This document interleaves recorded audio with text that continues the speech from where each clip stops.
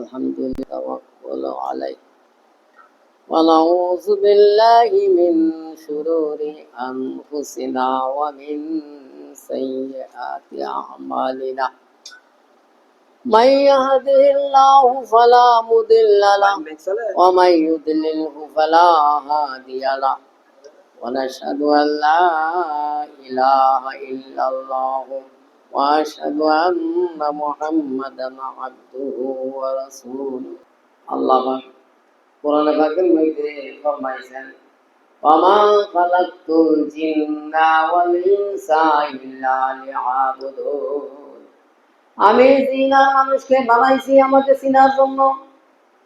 আল্লাহ পাক বলেন আমি জিনার মানুষকে বানাইছি আমাকে চিনার জন্য। চিনা শাস্ত্রে কোটি কোটি প্রতি দিয়েছেন কোটি, বিল্ডিং বানাইছেন 10 তলা, এটার লেগে বানাইছে আল্লাহ। হ্যাঁ, আল্লাহ ঘোষণা করছে আমি বানাইছি তোমার আমার চিনার মনে লাগে।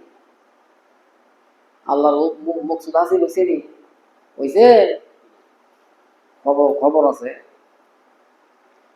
যে যাকে যেরকম চিনবে সে তাকে ওইরকম মান্য করবে। যে ব্যক্তি আল্লাহকে যেভাবে চিনবে সে আল্লাহকে ওইভাবেই মান্য করবে।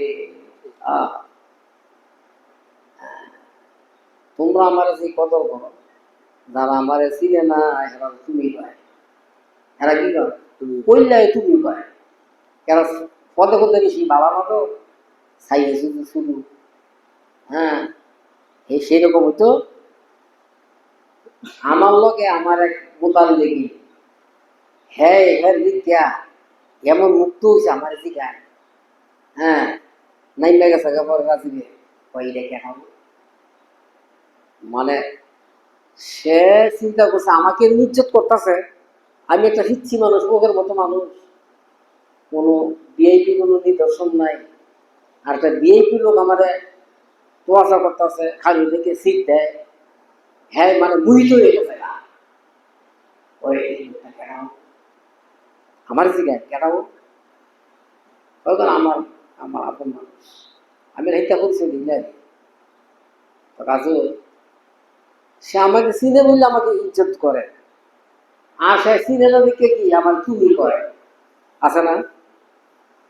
এরিয়া তোমার বাড়ি কই, সে তো চিনে না। আর যারা চিনে হুজুর ভেবে হজরত কয়, হুজুর আছে না, হুজুর বলেন আপনারা আমার হজরত। আমি তো তখন ছাত্র, এসএসসি পাস করছি মাত্র, এসএসসি বলতে দিয়ে এসএসসি হজরত কাছে বাইরে গেছি। আর স্কুল থেকে এসএসসি মানে কি মেট্রিক পরীক্ষা, অনেকে এসএসসি করে বুঝে না, মেট্রিক পরীক্ষা বুঝেন না। আগের দিন মেট্রিক বুঝে, মেট্রিক পরীক্ষা দেওয়ার পরে আমি হজরত কাছে বাইরে গেছি, বুঝলেন। এই বড় লম্বা গাড়ি একটা বসে করতো সুটকে একটা পাঞ্জাবি গাড়িটা হসবে না বলবে তোমাদের দেশে যখন আমি আসবো তখন একটা লম্বা জুব্বা গায়ে দিয়ে আনলাম, একটা লম্বা জুব্বা গায়ে দিলাম, এইটা বলতে আমার সাথে সাথে থাকবা। কত মহব্বত করে বলছে কথা। এখন এই আদর করছে দেখে না আল্লাহ আমার করে দয়া করছে, হজরতের নেক দৃষ্টি করছে। এর মধ্যে কোনো হুশ নাই, মানে হজরতের সংস্পর্শ এখতিয়ার করার কারণে যাই কি বেনিফিট দিকটা দেখছি না। আজকে তো আপনারা বায়া যাওয়ার পরে চিন্তা করেন জমি উঠতেন, এই হিসাবে ধরা পরে আমার কি লাভ হয়েছে, ব্যবসার মধ্যে উন্নতি হয়েছে, আমার ওষুধ ওষুধ গেছে কিনা, আমার শরীরে আসছে কিনা, এটা চিন্তা করেন না। এবং এইটা কি হিসাবের বিচার, এটা কি এটারে হিসাব মাপনের বিচার মনে করেন, এটা কোনো ব্রেনেই ছিল না। আমার কথা হইল কি আমার আল্লাহ পাওয়া লাগবে, এই জন্য হজরত বুঝছি। জাহিরি কি হইল, দুনিয়াতে কি সুবিধা অসুবিধা এইগুলি ভ্রুক্ষেপ করে নেয়, যেটা আপনারা চর্বি দেন। আল্লাহ কয় আমি দুনিয়াতে জিনার মানুষকে বানাইছি কি আমাকে চিনার জন্য। যে যাকে যেরকম চিনবে সে তাকে কি মূল্যায়ন করবে, কদর করবে। চিনবে না কদর করবে না, আর যে চিনবে সে সে কত সোনা চান্দি কত মূল্যবান এটা যারা চিনে এরা এটার কদর করে। স্বর্ণের মতো সেই কেমিক্যাল জিনিস আছে না, সিটি গোল্ড। এখন এটা তো স্বর্ণ করে চিনবে কোনটা অরিজিনাল স্বর্ণ আর কোনটা 2 নম্বর স্বর্ণ। আর যে ব্যক্তিটাকে স্বর্ণকে চিনতে সামর্থ্য হবে সেইটাকে কত গোপন স্থানে যেটা লুকাইবে এটা আল্লাহ ছাড়া কেউ জানে না। এরা দামি এটা সে বুঝছে এটার কত, আর কত বুঝবে না যেখানে সেখানে এটা রেখে দিবে। হ্যাঁ, এই জন্য আল্লাহ পাককে যে ব্যক্তি চিনবে সে এরকম ভাবে আল্লাহকে মান্য করবে, আল্লাহ পাকের কর্মবর্তারি করবে, আল্লাহকে তোয়াজ করবে, আল্লাহকে পেয়ার করবে, আল্লাহকে ভালোবাসবে, আল্লাহকে ধরাইবে, ভয় করবে। এই আল্লাহকে ভালোবাসা, আল্লাহকে ভয় করা এবং আল্লাহকে মহব্বত করা এটি হলো দিনের রূহ, জান, আত্মা, প্রাণ, প্রাণবস্তু। এটা ইসলামের কি প্রাণবস্তু মনে রাখবেন। এটা কোন পথে হাসিল হবে, এটা কোন পথে হাসিল হবে এটা বলা দরকার না। এটা একমাত্র আল্লাহওয়ালাদের খানকায়, খানকার মাধ্যমে এটা হাসিল হইবে। ইলমে নবুওয়াত ইল্লা ইলমে আশিকিন মা বাকি তালবিসে সে সকি। যে ইলমের দ্বারা আল্লাহ ভাগ্যে চেনা যায়, যে ইলমের দ্বারা হালাল হারাম জায়েজ না জায়েজ পাক পাকিজা জানা যায় এবং আল্লাহর সাথে সম্পর্ক করা যায় সেটা হইল ইলম। আর যার দ্বারা এটা হয় না সেটা হইল শয়তানের শয়তানি। ইলমে নবুওয়াত ইল্লা ইলমে আশিকিন মা বাকি তালবিসে সে সকি। আর সবই শয়তানের শয়তানি, সবই কি শয়তানের শয়তানি আছে। কেন? একমাত্র আল্লাহ, আল্লাহ আমাদের আশা ভরসার স্থল। একমাত্র আল্লাহ লাগি আমাদের আশা ভরসার স্থল। লাগিল সুখে সুখে দুঃখে এ জীবন চলবে। এই জীবনের মধ্যে সুখ দুঃখ আছে রে নাকি না? না খালি খালি সুখই আর না খালি দুঃখই। কি কন? কখনো সুখ কখনো দুঃখ, সুখে দুঃখে মিলায়া তুই এই জীবন। এই জীবন, হোয়াট ইজ ডেফিনেশন অফ এই জীবন? এই জীবনের সংজ্ঞা কি? আমার সংজ্ঞা হইল সমস্যা বিচলিত জিন্দিগির নাম হইল দুনিয়া। সমস্যা বিচলিত জিন্দিগির নাম হইল দুনিয়া। দুনিয়া কারে কয়? অঞ্জলি এখানে সমস্যা থাকবে, এখানে দুঃখ দৈন্য থাকবে। এটা জান না? খালি সুখই পাইবেন বা আর কোটি কোটি টাকা উঠলে কি সুখে থাকবেন? আল্লাহ পাকের ডর, আল্লাহ পাকের ভয়, আল্লাহ পাকের ইশক মোহব্বত আই তো মেরে পাসাদাম লেকে মাই আল্লাহ পর বখশওয়ান বসিরত জিসসে দুয়া বেনজর। বেনজর ইল্লা আলমে আশিকিন মা বাকি তালবিসে से सकी। है तो मेरे पास दम लेके मैं आंधा पर बख्शो गुर बसिरत जिससे दुआ बेनजर। একটা জিনিস আমরা মেনে বলি, আমি সন্দীপের হযরত রহমতুল্লাহর কাছে 1974 সালে বায়াত হইছি। মেট্রিক পরীক্ষা দিয়া, মেট্রিক আপনারা যেটা এসএসসি কর, এসএসসি পরীক্ষা দিয়া 74 সালে আমি হযরতের কাছে বায়াত হইছি। তখন এই বগলম্বা উঠছেন না, দাড়ি যে কত উঠছে না, দাড়ি উঠছে না। হযরত আমার অনেক আদর করছে। তখন হযরতের কাঁচা দাড়ি আছে, হযরত কি কাঁচা দাড়ি এই ও সালাম ভাই যে দরজার মধ্যে দেখবো, এই যে আমরা তো বুড়ো অবস্থা দেখছি, বুড়ো হইলে মানুষ অর্ধেক হয়ে থাকা। হ্যাঁ, এই দরজাটার মধ্যে দেখবো এরকম হাত একটা বেতের লাঠি লইছে, কেন রেফ রাইট করে আছে, জালালিয়াত মানে খালি যেন আগুন ধরছে শরীরে। আল্লাহ পাকের সাথে নির্দিষ্টতার কারণে মানে একটা জালালিয়ত কাইফিয়ত দেখা গেছে ওনার। ওর আমার অনেক আদর করছে, কেন এই বয়সে তো কোনো কোনো ফোলা মানে মুড়ি দেয় না। হ্যাঁ, এই বয়সে আমি ভাগল হয়েছি, আল্লাহর ভাগল হয়েছি, আল্লাহর কেমনে পাম, বুঝছেন? এই জন্য হযরত বুঝছে মিয়া ফিস সাহেবে বুঝে কোনটা এখলাসের সাথে আইছে আর কোনটা ভেজাইলে মুড়ি। এটা বিশ্বাস দেখলে বুঝে। তো আমার হজরত বুঝে যে না আল্লাহ লাগি হ্যাঁ আমার দোস্ত আল্লাহর পাগল অনেক আদর করছে, বুঝছে যে হ্যাঁ দ্বারা একটা কিছু হইব। যে চাউরাইল বাসার থেকে দর করায় কয় না, একটা কথা কয় না, প্রবাদ কয় না, যে চাউরাইল্লা হয় এটা মাস্টার থেকে দর করায়। মাস্টার সাহেবরা এটা বুঝে কোন ছাত্রটা যে জীবনে সাইন করবো, এটা মাস্টার সাহেব বুঝে। এটা জজ, এটা ম্যাজিস্ট্রেট, এটা কি দেশের একটা কিছু হইব। তার ওই মেধা শক্তি তার সুপ্ত অবস্থায় আছে, তার সেই প্রতিভা আছে। ঠিক তো আল্লাহ বুঝে কোন মুরিদরা যে বলবো এটা আল্লাহ বুঝে, ওনারা বুঝে। সেই জন্য হজরত আমাকে অনেক আদর করছে, অনেক। আমি কিছু কিছু বুঝছি তখন এই দেশ হজরতে চিনছে না মাইছে, বছর একবার আইছে আমাদের দেশ। মদিনগর মাদ্রাসা হয়েছে নাইলা, এই সৃষ্টিকর মাদ্রাসা হয়েছে নাইলা, বুঝলেন?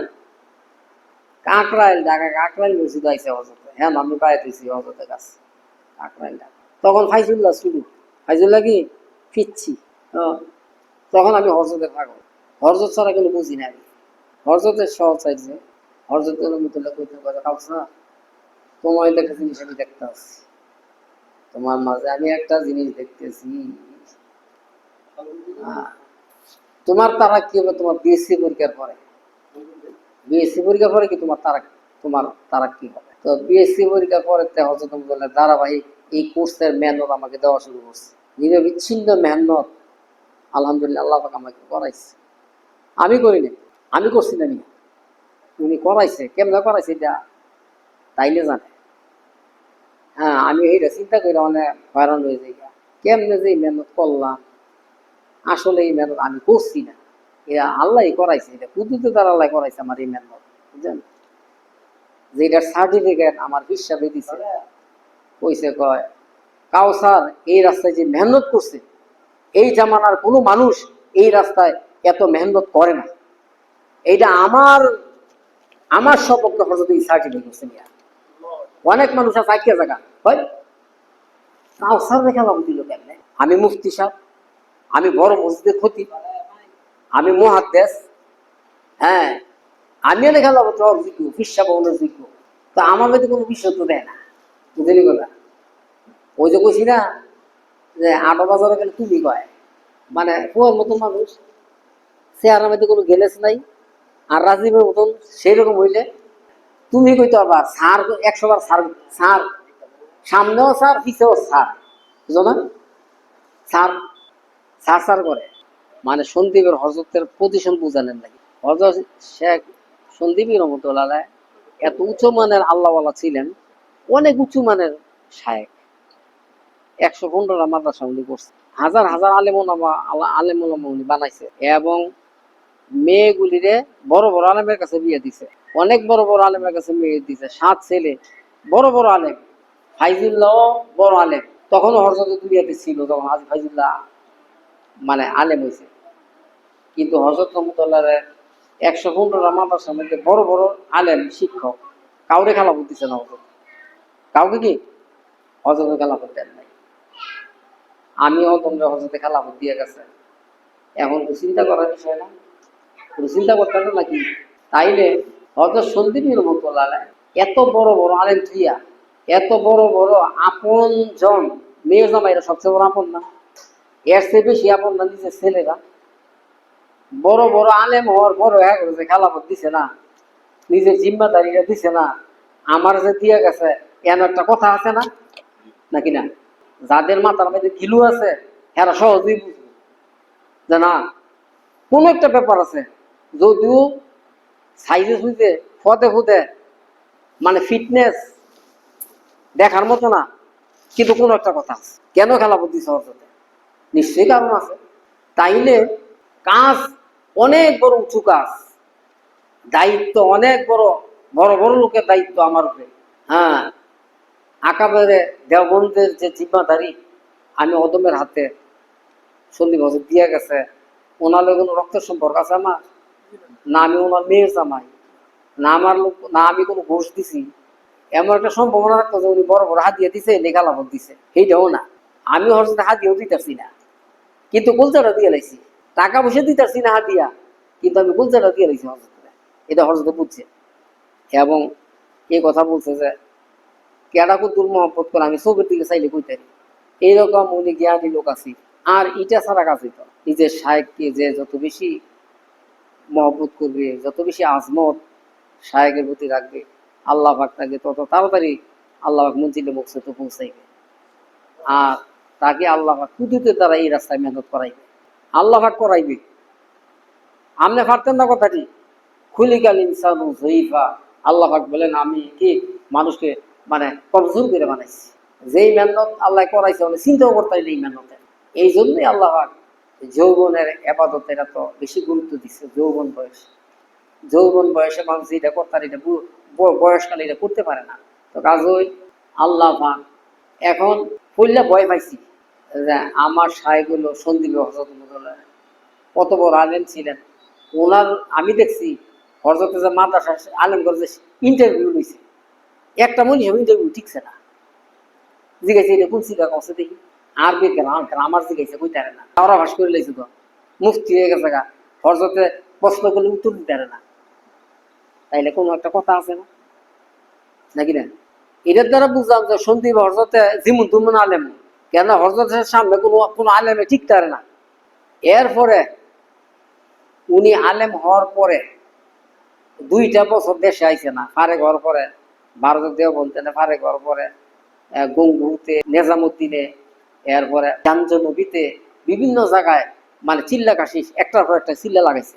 এরকম ভাবে 2 বছর একদিন 2 দিন না 2টা বছর মেহনত করছে, বনে জঙ্গলে হইলে মেহনত করছে।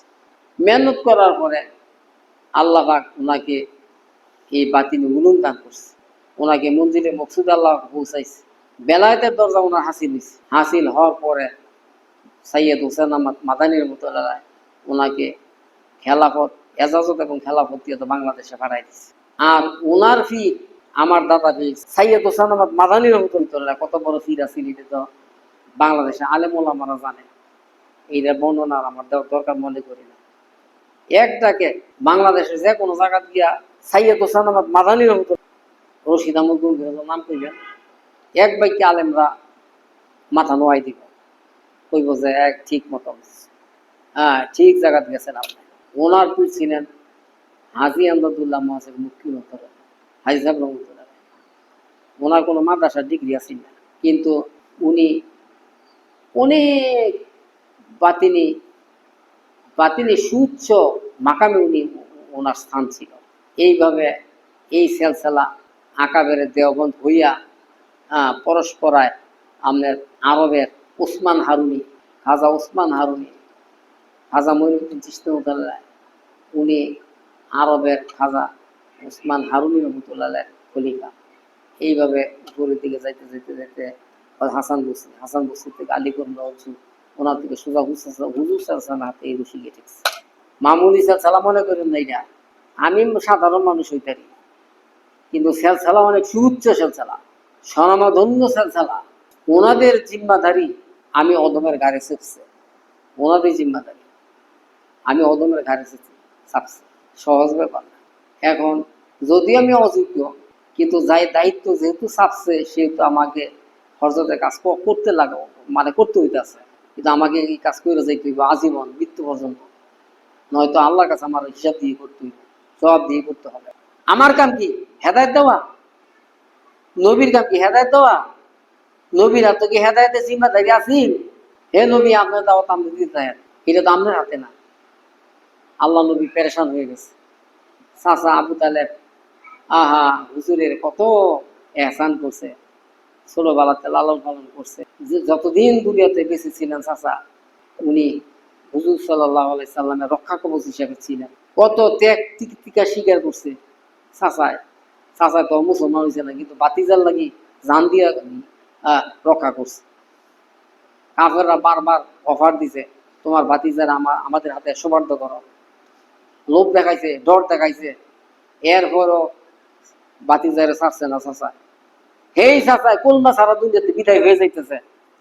হ্যাঁ, আল্লাহ নবী পেরেশান পেরেশান।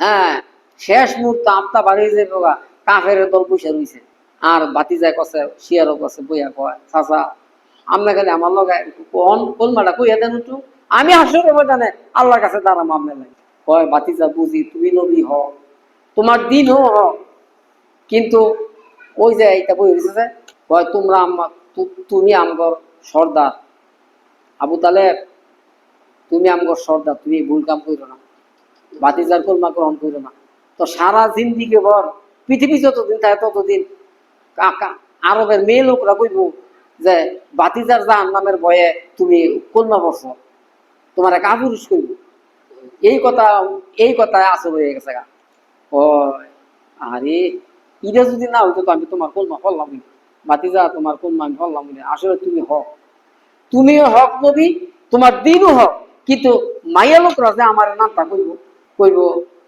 আবু তালেব বাতিজার জাহান নামের ডরে কলমা বলছে কি কাপুরুষ আছে মানে এত ভীতু আছে ভীতু এমন একটা বীর পুরুষ মোহাম্মদের জাহান নামের ভয়ে কলমা হয়ে গেছে দেখছেন উল্টা বুঝছে না উল্টা বুঝেনি আহা শেষ মুহূর্ত পর্যন্ত চেষ্টা করছে কিন্তু বিফল হয়েছে বিনা কলমায় প্রাণটা বাইরে গেছে এই যে নবী সাল্লাল্লাহু সারা জীবন একটা কষ্ট ব্যথা এটা দূর করার জন্য আল্লাহ পাক আয়াত নাজিল করছে হে মোহাম্মদ হে আমার প্রিয় নবী হেদায়েত তো আপনার হাতে না আপনি যতই কষ্ট পান না কেন আপনি যতই প্রচেষ্টা চালান না কেন হেদায়েত তো আমার হাতে আমার কন্ট্রোলে হেদায়েত তো আপনার হাতে আমি দেই নাই আপনি বাচ্চা একজনের দিবেন আরেকজনের দিতেন না হেদায়েত আমার হাতে আপনি কেমনি হেদায়েত দিবেন তাইলে বোঝা গেল নবীর হাতেও কি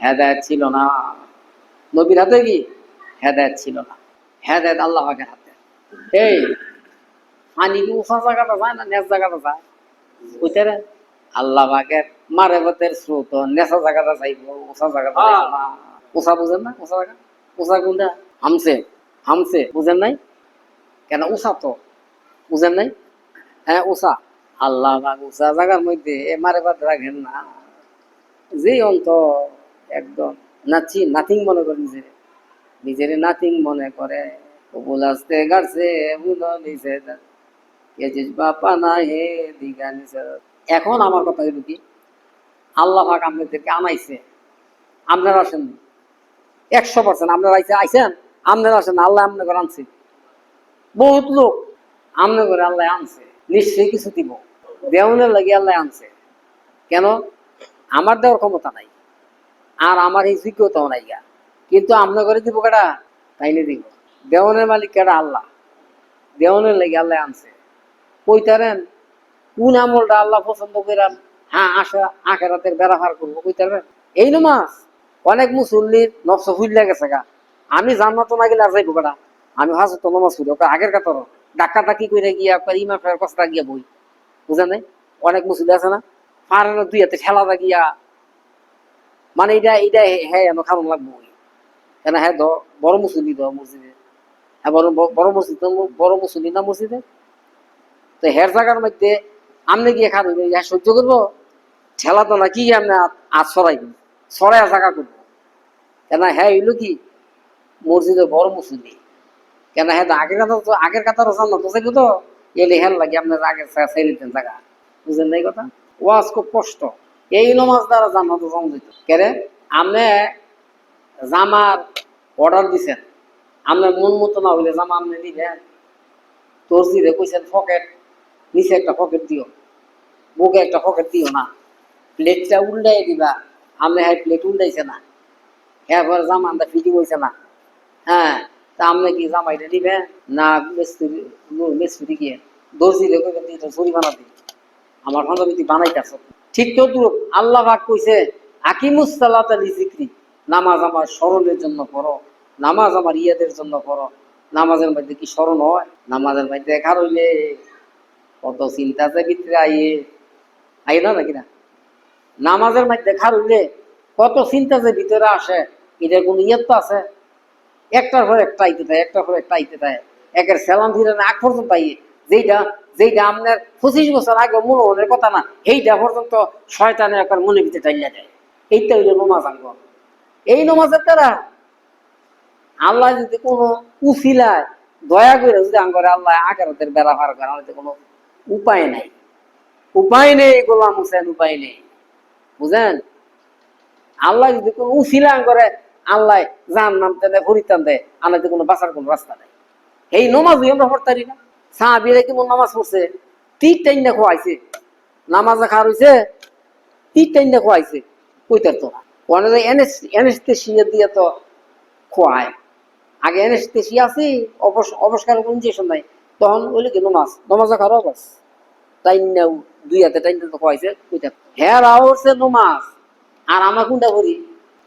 এখন আমার কথা হইল কি, আল্লাহ কোনো একটা বাহানা কইরা কোনো একটা উচিলায় যদি আল্লাহ করে জান্নাত দেয়, পরিত্রাণ দেয়, কতগুলি কথা, যেমন ধরেন যার লগে যার মহব্বত তার লগে তার হাসর হইব, নবীর হাদিস।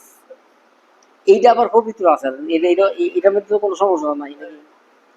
যার সাথে যার মহব্বত হবে, যার সাথে যার সম্পর্ক হবে, তার সাথে তার হাসর হবে, নবীর হাদিস। সম্পর্ক লাগাইছে আল্লাহ রুলিগর লগে, আল্লাহওয়ালাদের বহরের সাথে কি আমরা সম্পর্ক লাগাইছি, বুঝেন নাই? ইঞ্জিনের লগে ডাব্বা লাগছে, অনেক ইঞ্জিন যে যাইব ডাব্বা লগে লগে যাইব। ইঞ্জিন যদি চিটাগাং যায় তো ডাব্বা লগে যাইতো না, নাকি না? আর যদি চিটা জায়গা তো আশুগঞ্জ গিয়া হারি থাকবো, পরে থাকবে ডাব্বা, ওই ইঞ্জিন গেছে গাবাস। আমাদের জিন্দিগির ডাব্বা যদি আল্লাহওয়ালাদের ইঞ্জিনের সাথে যদি সম্পৃক্ত হয়, তাইলে আল্লাহওয়ালারা যদি জান্নাতে যায়, আল্লাহর নবীর হাদিস মিথ্যা না, আমরাও কি আমরাও এখন লগে জানো যাবো ইনশাল্লাহ। যদিও হিরম নামাজ পড়তারি না, যদিও দিন এইরকম ভাবে মানতে পারি না, যদিও আল্লাহর মসজিদ চলতে পারতেছি না, কিন্তু বুক ভরা আশা, বুক ভরা আশা, আল্লাহওয়ালাদের সাথে ভালোবাসা, এই ভালোবাসার টানে আল্লাহ পাক আমাদেরকেও পরিত্রাণ দিবে, এই আশা, আর কোনো আশা নেই। এখন আমার সম্পর্ক সন্দীপের বিশ্বাসের লগে, সন্দীপের বিশ্বাসের সম্পর্ক সাইয়্যিদ হোসেন আহমদ মাদানী রহমতুল্লাহ লগে, ওনার সম্পর্ক হযরত মাওলানা রশিদ আহমদ গঙ্গোহী রহমতুল্লাহর সাথে, ওনার সম্পর্ক হাজী আহমদুল্লাহ মহসিন মুফতি রহমতুল্লাহর সাথে সম্পর্ক, ওনার সম্পর্ক মিয়াজি নূর মোহাম্মদ জানজানবী রহমতুল্লাহর সাথে, এইভাবে যেতে যেতে যেতে হাসান বসরি, হাসান বসরি থেকে আলী করমুল্লাহ হুজুর, এইভাবে সম্পর্ক হুজুর সাল্লাল্লাহু সাথে গিয়ে এই সম্পর্ক গিয়ে অ্যাড হয়েছে। এইসব এই রশি, এটা রশি, হ্যাঁ, এক টানে এই রশির লাগা ইনশাল্লাহ জান্নাতে যাবো ইনশাল্লাহ। কি কোন আশা আছে না? কি একটা দলিল তো আছে, আমগো একটা একটা সাপোর্টিং আছে না? সাপোর্টিং কি? যার সাথে যার সম্পর্ক তার সাথে তার হাসর হবে, আল হাদিস। আল্লাহর জন্য যে ভালোবাসা, সেই দিন যেদিন আল্লাহ পাকের আরশের ছায়া দিলে কোনো ছায়া থাকবে না, সেই দিন যে ব্যক্তি থেকে আল্লাহর জন্য একে অপরকে ভালোবাসে, ওই ব্যক্তি আল্লাহ পাকের আরশের ছায়া নিতে স্থান পাইবে। আপনারা আমার ভালোবাসেন না, আমি আপনাদের ভালোবাসি না, তাইলে তাইলে আলামতটা কি? তাইলে এই ভালোবাসার পুরস্কার আল্লাহ দিত না, নাকি না? কি দিব? কি দিব? আরো সে ছায়ার নিচে আল্লাহ পাক স্থান দিবি। অনেকে লস হয়েছে নাকি? আপনারা যে আইছেন, দূর দারাস্তা যে আইছেন, শরীর হয়েছেন, লস হয়েছে না লাভ হয়েছে? খালি সারা জিন্দিগি ভর্তি কামাই করলেন আর খাইলেন ওই, আর তার কি বললেন ওই, এইটা নাম ওই জিন্দিগি? না, জিন্দিগির আরো কোনো উদ্দেশ্য আছে আল্লাহ, বুঝেন নাই? কিছু কাজ আমাদেরকে করে যেতে হবে। দুনিয়াতে মানুষ চিরস্থায়ী না, দুনিয়াতে মানুষ চিরস্থায়ী না, এখান থেকে যাইতে হবে। আমাদের দাদা, আমাদের বাবা, আমাদের আম্মা, আমাদের হই দাদা, আমাদের নানা নানি, দাদা দাদি, শ্বশুর শাশুড়ি, যারা দুনিয়াতে ছিল তারা দুনিয়া থেকে বিদায় হয়ে গেছে। আমরাও দুনিয়াতে থাকবো না, আমরাও চিরদিনের জন্য এই দুনিয়াতে আসি নাই, আমরাও দুনিয়া থেকে বিদায় হয়ে যাব। না যাইতাম না? না খালি নগদ বিচারবেন কেন? হিসাব বেরোনো গেলাম, দেখি আমি কোটিপতি হয়ে যাই গা, এটা লেগেছেন কেটে কেটে হাত তুলেছে দেখি। ফিসা বেরোনো আইসেন, গ্যাস্ট্রিক রোগ বাবাই জমকা লাগি, এটা কাটা কাটা আইসেন হাত তুলেছে দেখি। ফিসা বেরোনো গেছি, অভাব দূর হয় না, অভাব দূর হয়নি, এটার লাগি দেখি কেন গিয়ে দেখি নাকি যে লেগেছেন কেটে কাটা। এটা কোনটা হইতো না, কেন হইতো না জানেন? এখনো এখানে আল্লাহ পাওয়া যাবে, এখানে আল্লাহ পাওয়া যাবে, আল্লাহ পাওয়া যাবে কি লাভ হইব? আল্লাহ পাক আপনার অন্তরকে ধনী করে দিবে, বিনা টাকায় আপনাকে ধনী করে দিবে। আচ্ছা এটা কেমনে বুঝেন? আর ধনীদের ধন হইল মুসিবতের আকর, মুসিবতের কারণ। ধনীদের ধন কি? মুসিবতের কারণ। আমার হজরতে কইত ধনী ব্যক্তির পেরেশানি আর অস্থিরতা যদি কোনো কামরার মধ্যে আবদ্ধ করা যাইতো, সেই কামরা প্রাস হয়ে গেল, হইলে প্রাস হয়ে গেলেন, এত এত পেরেশানি। ধনের আসর হইল পেরেশানি, অস্থিরতা। আর ইমান আর আল্লাহর সাথে সম্পর্ক, আল্লাহ পাকের সাথে ভালোবাসা হইল শান্তি, আর শান্তি অনাবিল শান্তি। আচ্ছা আল্লাহ যদি আমাদের শান্তি দেয়, আচ্ছা একটা মানুষের কত টাকা লাগে? এই একটা মানুষের চলতে কত টাকা লাগে হিসাব করতে পারেন? একটা মানুষের জীবন চালানোর জন্য কত টাকা লাগে? বেশি টাকা লাগে না তো। অনার্থক এনে বাজেট অন্তর অন্তরে বাজেট প্রণয়ন করে অনার্থক, আসলে তো দরকার নেই। যখন মাল ছিল না তখনও দিন কাটছে, এখন মাল হইছে এখন আর দিন কাটে না, এখন আরো লাগে। আচ্ছা মানুষের লাগার কোনো শেষ আছে? মানুষের প্রয়োজনের কোনো শেষ নাই। যত আছে তত লাগে, যত আছে তত লাগবে। বললে আপনার টাকা ছিল না, একটা বাইসাইকেলে, একটা বাইসাইকেলই কি যথেষ্ট আছে? বাইসাইকেল বুঝেন না? তেল ছাড়া যেটা চলে বাইসাইকেল হয়। যখন টাকা হইয়া গেছে বলছে না আমার একটা তেলের সাইকেল লাগবো। তেলের তেলের মানে কি হুন্ডা, মোটর সাইকেল। এখন আরো টাকা হয়ে গেছে, আমার 2 চাকা হইতো না, আমার পজিশন বাজে না, একটা 4 চাকা কিনুন লাগবো। বুঝেন নাই? অত 4 চাকার খরচ বেশি, ড্রাইভারের বেতন দেওয়ান লাগবো, তেল মোবিলের টাকা দেওয়ান লাগবো। ঢাকার তাইতে কত টাকা লাগে 4 চাকায়? ইয়ো 1500 টাকা নাকি না 2000 টাকা? ইয়ো মাবু কত টাকা লাগে কাউসের তাইতে? 920। হ্যাঁ 600-700 টাকা। আর আমরা ঢাকা থেকে কত 100 টাকা। আর ধনী করাইতে কত লাগে ঢাকাতে? 1000-1200 টাকা লাগে ঢাকাতে 920। তাহলে খরচ বাড়লো না? আবার ড্রাইভারের বেতন দেওয়া লাগতো না? তো এখন এইগুলো তো হুদাহু দিয়ে নেয়। কিন্তু মাল কম হইলেও কি বোঝা গেল চলে, মাল কম হইলেও কি চলে। কিন্তু আমার যে আল্লাহ যে আত্মাটা দিছে, এই আত্মার চাহিদা অসীম চাহিদা, হের আই যেত না, হের কি আই যেত না। এবং এই আত্মা অতৃপ্ত থাকার কারণে দুনিয়াতে জীবনে শান্তির মুখ দেখতো না। দুনিয়াতে কি ধনী লোক দুনিয়াতে শান্তির মুখ দেখতো না। হ্যাঁ আরো লাগবো, যত আছে আরো লাগবো, আরো লাগবো। এই আরো লাগবে এটা স্বপ্ন। মৃত্যুর আগ পর্যন্ত যদি মানে মুখ দিয়া মৃত্যুর মৃত্যুর আলামত জাহের জাহের হইবে, মৃত্যুর গেরগেরি গেরগেরি বাড়ার আগ পর্যন্ত মানে মানে হ্যাঁ পেরেশানি থাকবো, আরো আরো আরো আরো লাগবে। এই জন্য সে এই জীবনে সে শান্তির মুখ দেখবে না। এখন আল্লাহর সাথে সম্পর্ক যারা করবে এরাই দিবে শান্তি। আল্লাহ পাকের সাথে যে ব্যক্তি এই সম্পর্ক করবে সেই শান্তি পাইবে, এছাড়া কোনো উপায় নেই। এখন আল্লাহর সাথে সম্পর্ক আপনারা করতে রাজি নেই কোন?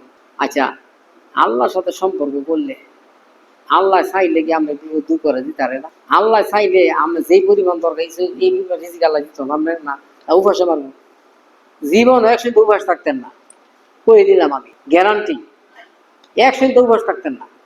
কিন্তু ইবলিশ আপনারে ভয় দেখাইবি, কি খাবি আয় স্বপ্না, তোর তো বাবাইয়া উপাসে মরবি, জীবন উপাসে মরত না। আল্লাহ পাক রিজিকের জিম্মাদারি দিয়েছেন, আল্লাহ পাক কি রিজিকের জিম্মাদারি দিয়েছেন। যে ব্যক্তিকে আল্লাহ পাককে ফলো করবে, যে ব্যক্তি আল্লাহ পাকের মন জোগায় চলবে, আল্লাহ পাক তাকে দুনিয়াতে শান্তি দিবে, শান্তি আর শান্তি। জান্নাতের মধ্যে যেরকম খাওয়াইবে দুনিয়াতে এরকম খাওয়াইবে, জান্নাতের মধ্যে যেরকম পড়াইবে দুনিয়াতে তাকে এইরকম পড়াইবে। কিন্তু মধ্যবর্তী পরীক্ষা ইন্টারভিউ নিবে, কিন্তু কি মাঝে মাঝে ইন্টারভিউ নিবে। কি করেন দেহি বান্ধায় কি করে, খালি তার তার মর্জি মোতাবেক আমি চলবো। হ্যাঁ আমার মর্জি দেখাই দুটো হয় আমি দেখে নিই, এই জন্য ইন্টারভিউ নিব। নামাজও গেছেন, নতুন জুতা সাম্বাস জুতা শরীর হয়ে গেছে গা। আমার আব্বার বন্ধু বুঝলেন, মানে আব্বাই তো শিরবের আর মসজিদে নেওয়া শুরু করছে ঢাকা। পরে নতুন জুতাটি ওই যে বাইরে থেকে নস তো গেছে নস পিছিয়ে গেছে। আর মনে মনে কষ্ট লাগছে না, নতুন জুতাটি ভালো দিতে পারলাম না, দূর নমাজ দিয়ে হতাম না। তাইলে ডাব্বা মারছে নি, এ পরীক্ষায় ফেল মারছে নি। আহ তুমি তুমি একজোড়া জুতার মহব্বত ছাড়তালা না, জান্নাতের মহব্বত ছেড়ে দিলা। তো এই জন্য অনেক কথা। এখন খাওয়া দাওয়া রেডি আছে, আমাদের কাছে আমার কথা এলে এটাই কথা থাকবে যে সন্দীপী হিসেবে গালাপত দিয়ে গেছে। এলা যায় যাওই কোক সন্দীপের হিসাবে কি বুঝতে দিছে না কথাবার্তা কি কন আপনারা কি আপনাদের মতামত আমি জানতাম চাই সন্দীপের হিসাবে যে এত এত আলে মোল্লামা থুইয়া এই যে মতিনগর মাথা সামনে কাউসি আছে কাছে মতিনগর মাথা কত বড় বড় আলেম অনেক বড় বড় হজরতের ছেলে কত বড় আলেম মাওলানা আব্দুল হক বলছি যে হজরত ফায়াজ ফাইজুল্লাহ রে খেলা ভোট দিয়েছ তুমি তো কও আমি তো কোনো ইশারা পাই না তাইলে তাইলে আল্লাহ চিন্তা করে তাইলে কি নিজের একটিয়ারই খেলা ভোট দিছে ওই হ্যান ইশারা পাই আবার খেলা ভোট দিছে এমবে না বুঝলেন খেলা ভোটের ডিস্ট্রিবিউশন আল্লাহর মসজিদে চলে তো কাজ ওই আমি মনে করি যে আমার শেষ কথা হইল এটা যে কাজটা অনেক অনেক বড় কাজ এইটা ধারণ করার মতো ক্ষমতা আমার নাই তবু আমি দুঃসাহস করি হজরতের কাজ আঞ্জাম দেওয়ার জন্য হজরতের যেইভাবে এই কাজ চালায় গেছে এইভাবে আমি করতে চেষ্টা করতেছি খালি এই দেশে মানুষ কি প্রসিদ্ধের অনুসন্ধানী মাওলানা জাকারিয়া সাহেব কান্দুল্লাহ উনি একটা কিতাবের মধ্যে লিখছে এই জামানা মানুষকে প্রসিদ্ধের অনুসন্ধানী আল্লাহর অনুসন্ধানী না সত্যিকার আল্লাহর অনুসন্ধানী হইলে যেন নাকি হুচ্চুর নাই হেন যাইব বুঝলেন জানি ছুটি